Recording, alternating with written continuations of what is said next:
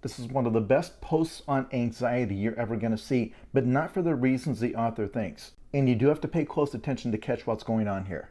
My husband and I left with our two kids, ages 7 and 3, for a family vacation early this morning. I thought it was relatively organized and prepared, but airport security broke me. My husband went through one line and my kids and I got waved into the next one. I was managing both kids' backpacks in mind, all the electronics, the jackets. I kept dropping and spilling things. And in my frazzled panic, I forgot how to operate my daughter's stroller.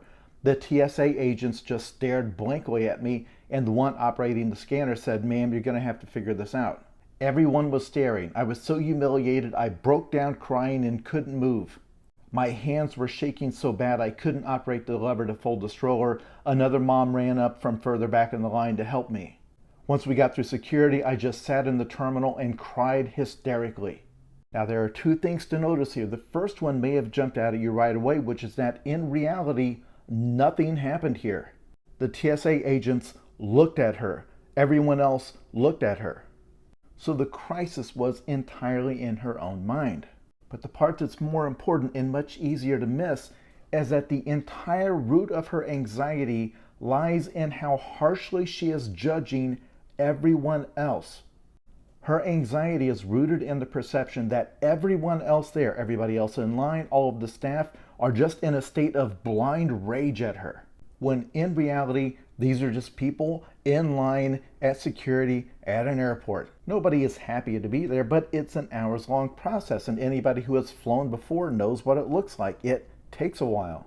If the people in line observe that the line is being held up for a couple of minutes by a single mother dealing with two young children, one of them in a stroller, they might get annoyed, but they're annoyed in the way that you get annoyed if it rains on your car after you've just watched it.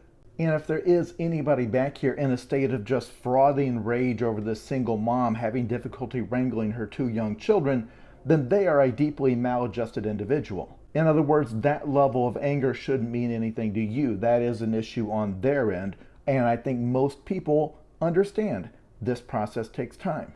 Now, I should note that this post is about her ADHD and how that's part of what caused all this. And I think that's an interesting twist because I think she is projecting how impatient she gets with delays and is assuming that everybody else in line feels the same. But either way, most social anxiety like this is based on the assumption that strangers are harshly judging you, when in reality the opposite has happened. By you projecting that attitude onto them, you are the one that is being judgmental. You are making negative assumptions about them without evidence.